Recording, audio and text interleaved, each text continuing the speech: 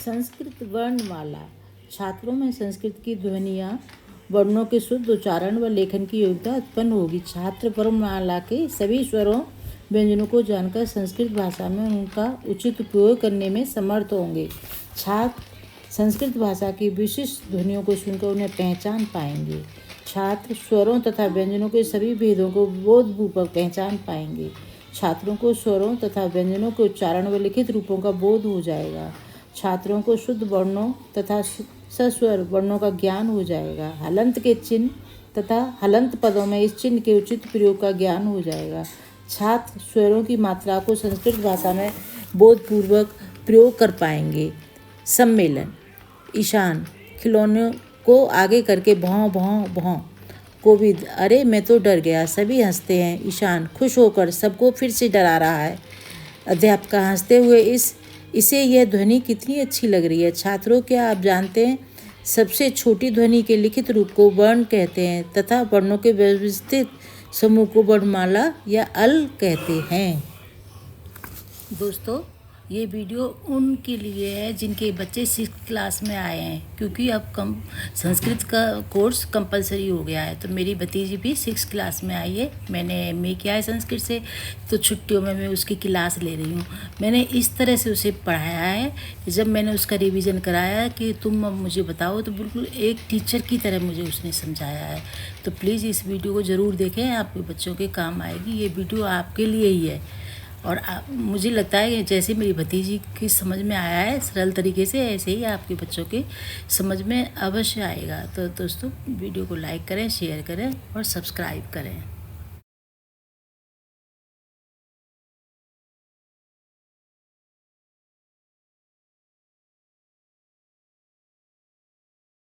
नमस्ते दोस्तों, आज मैं आपको 6वीं कक्षा का मणि का संस्कृत व्याकरण किताब पढ़ाने वाली हूँ। तो यहाँ पे हम पढ़ेंगे संस्कृत वर्णमाला। फर्स्ट मैं आपको पढ़ाने वाली हूँ 2 पाठ। एक है संस्कृत वर्णमाला और दूसरा है संयुक्त वर्णः, वर्ण संयोजनमः, वर्ण विन्यासः च। ये है दोस्तों वर्ण बोध। माँ को संस्कृत में कहते हैं अम्बा। अम्बा अ से बनता है। बेटी को संस्कृत में कहते हैं आत्मजा। आत्मजा। चूहे को इंदूर कहते हैं। ये जो बिंदियाँ लगी हुई हैं, ये इसको संस्कृत का शब्द कर देती हैं। भगवान को संस्कृत में कहते हैं ईश्वर। ऊंट को कहते हैं उष्ट। उल्लू को कहते हैं उल्लकः। रीछ को कहते हैं रीक्ष, रीक्षः। भैरव एक राक्षस, उसका होगा रीख, रीरी। लू अक्षर, लुकार, लिरकार, लिरकारः। एकाशः कौआ। इकहाशः मतलब है कि इस कौआ की एक ही आँख होती है, इसलिए ये एकाशः कहलाता है। एकाक्षः कहलाता है। जादूगर को संस्कृत में कहते हैं ऐन्द्रजालिकः। ऐन्द्रजालिकः। बिलाव, ये जो आपको बिल्ली दिखा रही है, बिल्ली है, इसको हिंदी में बिलाव कहते हैं और संस्कृत में औतुहु कहते हैं। अच्छा, फिर दोबारा से ये बोलो। अ वर्ण से अम्बा बनता है। अ को ह्रस्व स्वर बोलते हैं। आ से आत्मजा, ये दीर्घ स्वर होता है। इंदूरः, ये ह्रस्व स्वर होता है। ई, ये दीर्घ स्वर होता है। ई से ईश्वरः। उ ह्रस्व स्वर होता है। उष्ट्रः। ऊ उल्लूकः। उ ह्रस्व स्वर है और लू दीर्घ स्वर है। जैसे कि अब फिर से बता रही हूँ। अ से अम्बा। अ होता है हर्ष स्वर। आ से आत्मजा, आ होता है दीर्घ स्वर। इंदूर, ई से इंदूर, ई होता है हर्ष स्वर, रस हिरस्य स्वर। ई ईश्वर, ई बड़ी ई की मात्रा, बड़ी ई होता है दीर्घ स्वर। उ उ होता है ह्रस्व स्वर। हिरस्य स्वर। उ बड़ा उ होता है दीर्घ स्वर। हाँ। रीक्ष रीक्ष होता दीर्घ स्वर। दीर्घ स्वर। ये होता है ह्रस्व स्वर। हिरस्य स्वर। लिल ह्रस्व स्वर। लिर हिरस्य स्वर। ए होता है ह्रस्व स्वर। हिरस्य स्वर। आई ऐन्द्रजालिक दीर्घ स्वर। इंद्रजालिक दीर्घ स्वर। अभी ओ होता है औ होता है दीर्घ स्वर। दीर्घ स्वर। औषधम औषधम काली मिर्च। काली मिर्च। क क कमलम। कमलम। कमल को संस्कृत में कमलम बोलते हैं। कमल को संस्कृत में कमलम बोलते हैं। ख खाट खटवाहा। खटवाहा, खाट को खटवाहा बोलते हैं। खटवाहा बोलते हैं। ग ग पवित्र नदी, गंगा। पवित्र नदी को गंगा बोलते हैं। घ घोड़ा, घोड़े को गोटखा बोलते हैं। ड वर्ण डकार, हाँ वक डन अंवर अंगवर। च चमस चम्मचः, चम्मच को कहते हैं चम्मचः संस्कृत में। शिष्य छात्र संस्कृत में। छाता। माता को संस्कृत में जननी कहलाते ये हैं। ज से बनता है ये ना? ज से बनता है। झ, ये जो आपको दिख रही है चित्र, ये है आंधी। झज्जा, इसको आंधी हिंदी में कहते हैं। या या यकार। यकार, या वर्ण। य वर्ण। टिड्ढब, टिड्डा। टिड्डबह, टिड्डा। इसको कहते हैं टिड्डा। ट से ट बनता से है। है, टिटवा। ट से बनता है। ठक्कार, ये ठटेरा कहलाता है। डमरू, इसको हम डमरू ही कहते हैं, पर संस्कृत में ये डमरूह कहलाता है क्योंकि इसके पास दो बिंदी लग जाती हैं। ढोल। ढोल, ढोलह, ढ से बना। ढोल से ढ से बनता है ढोल। चेंज कर। अड़ खाली, अड़कहर, अड़वर। त तक्षक, बड़ाई, बढ़ई, बड़े। बढ़ई लकड़ी की चीजें बनाता है। थ थकार, थ वर्ण। द ददुर, मेढक। ध धनम, पैसा। जैसे हम धन कहते हैं हिंदी में, वैसे ही म को जोड़ के हमारा संस्कृत का शब्द हो जाता है पैसा। न नभ, आकाश। प पतः, रास्ता। फ फैरूह, गीदड़। ब बकह, बगुला, बगुला। ब भितकह, छिपकली, भितिका। भितका, छिपकली। म मकरह, मगरमच्छ, ये नदी में पाया जाता है। जैसे आप इसे कह सकते हो, आज मैं गंगा नदी के पास गई थी और मैंने मकरह देखा। यात्रा, यात्रा। यात्रा, जाना, सफर। मैं विदेश यात्रा पे जाऊंगी। रसभः, गधा। लस्यमः, लास्यम। लास्यम, नृत्य। जैसे कि आपको चित्र दिखता है, जैसे कि यह लास्यम करती है। व फिर हलंक, हलंत, वंशी, बांसुरी। बांसुरी को हिंदी में, संस्कृत में बंसी बोलते हैं। बंसी बोलते हैं। अब हमारा अगला है श, हलंत डाल के पूरा। शकु, शुकः, तोता। षड्भुजः, षड्भुजः, श से बनता है श से बनता है षटभुज और षटकोण, हिंदी में षटकोण। स से साधु और साधु, बस बिंदी का फर्क है। हलंत डाल के। अहमत हेमंत अहमंत ए नहीं है हेमंत हेमंत हेमंत ऋतु हेमंत ऋतु।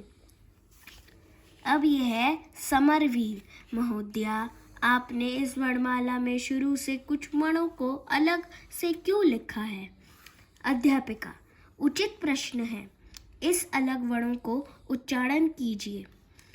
अपने अनुभव किए कि इन्हें बोलने के लिए किसी अन्य वर्ण की आवश्यकता नहीं पड़ती। इनकी संख्या 13 है। इनका उच्चारण स्वतंत्र रूप से किया जा सकता है। इसका मतलब है इस प्रकार संस्कृत वर्णमाला में 13 स्वर होते हैं। स्वरः उच्च, जिन्हें बोलने के लिए किसी अन्य वर्ण की सहायता नहीं लेनी पड़ती है, वे स्वर होते हैं। यहाँ पे हमें स्वर की परिभाषा भी मिल रखी है। इन्हें उच्च भी कहते हैं। पहला स्वर है आपका ह्रस्व स्वर, 5 होते हैं। सूत्र एक मात्र भवेद ह्रस्व, जिनको बोलने में एक ही मात्रा का समय लगता है। अब यहाँ पे ह्रस्व स्वर के 5 वर्ण दिखाई दे रहे हैं आपको। ये हैं अ, ई, उ, रिरी, लिरी। फिर है आपका दूसरा दीर्घ स्वर। इसमें 4 वर्ण होते हैं। सूत्र धुमात्री दीर्घ उच्चते, जिनको बोलने में 2 मात्रा का ह्रस्व से 2 गुना समय लगता है। जैसे इस स्वर में आपने 1 मात्रा लगाई, एक मात्रा इस तरह से बोला अ, और दूसरा वह दीर्घ स्वर आ, ई, उ, राइट। श्री, रिरी। प्लुत स्वर। सूत्र त्रिमात्रस्तु पलातु जियो, जिनको बोलने में 3 गुना ह्रस्व से 3 गुना या उसे से भी अधिक समय लगता है। अब सुनिए, इसमें 1 जैसे अ, इसमें 2 आ, इसमें 3 ओम राम। Very good. अब है आपका संध्याक्षर स्वयुक्त स्वर। इसमें 4 वर्ण होते हैं।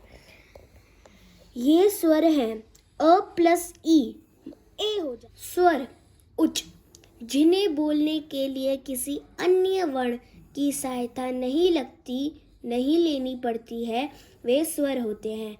अब इसमें स्वर की आपको परिभाषा भी मिल चुकी है। इन्हें उच्च भी कहते हैं, मतलब स्वर का अच्छ भी कहते हैं, मतलब स्वर को अच्छ भी कहते हैं। अ और फिर च हलंत। अ वैसे हर्ष स्वर भी होता है। हर्ष पहला है आपका हर्ष स्वर है। इसमें 5 वर्ण होते हैं। सूत्र एक मात्रा भवेद ह्रस्व, ये मतलब स्वर का ह्रस्व स्वर के सूत्र है। जिनको बोलने में 1 मात्रा का समय लगता है। मतलब जैसे अ है तो फिर इसमें 1 मात्रा लगती है, तो आपको 1 मात्रा का समय लगता है। अब 5 वर्ण दिए अ, ई, उ, श्री, लिरी। ये 5 वर्ण हैं और आप देख सकते हैं कि इसमें सिर्फ 1 मात्रा का समय लगता है। फिर आपका दीर्घ स्वर। इसमें 4 वर्ण होते हैं। सूत्र दुमात्री दीर्घ उच्चते, जिनको बोलने में 2 मात्रा का ह्रस्व से 2 गुणा समय लगता है। आ, ई, उ, रिरी। इसमें 4 वर्ड दिए हैं और आप देख सकते हैं कि इसमें 2 मात्रा का समय लग रहा है, जैसे कि आ, ई, ऊ, री। पलूत, प्लुत, सूत्र, त्रिमास, त्रिमासतु, बोलो त्र, त्रे, मा, मा, त्रस्तु, तस्त्रु, प्लुतो गेयो। पुत्र गेयो, जिनको बोलने में हर्ष से 3 गुना या उससे भी अधिक समय लगता है। इसमें है 3 गुणा या फिर अधिक समय लगता है। इसमें 2 दिए गए हैं। ओम, जैसे हम प्रेयर करते हैं तो हम ओम बोलते हैं, तो इसमें ओम दे रखा है। फिर राम, फिर आपका संध्यक्षर संयुक्त स्वर है। इसमें 4 वर्ण हैं। ये स्वर हैं अ प्लस ई, मतलब अ और ई को जोड़ के आपका ए, छोटा ए बन जाता है। ये आपका हर्ष स्वर में आता है। अ प्लस ए, मतलब पहले तो ये वाला अ ले लो और फिर जो इसका बना है वो ले लो, फिर आपका बड़ा ए बन जाता है। ये दीर्घ स्वर है। ये दीर्घ स्वर है। फिर अ प्लस उ, अ है हर्ष स्वर, उ भी है हर्ष स्वर, क्योंकि इन दोनों में एक मात्रा लगती है। फिर इन दोनों को जोड़ के ओ, ये भी हर्ष स्वर है। ये भी हर्ष स्वर है। और मिलके जो बनते हैं उनको बोलते हैं संयुक्त स्वर। संयुक्त स्वर, इन्हें बोलने में हर्ष रह गया अ और औ, बोल दिए। नीचे वाला रह गया बेटा, अ बड़ा प्लस स्वर ओ, ये होता है औ, ये दीर्घ स्वर है। ये दीर्घ स्वर है। इन्हें, जैसे कि आपको पता चल गया है, इसमें 1 मात्रा का समय, इसमें 2 मात्रा का समय, इसमें 3 या फिर उससे अधिक मात्रा का समय, और इसमें जोड़ के बनती है मात्राएं। अब ये लास्ट, इन्हें बोलने में हर्ष स्वर से दुगना अर्थात 2 मात्रों का समय लगता है। धन्यवाद।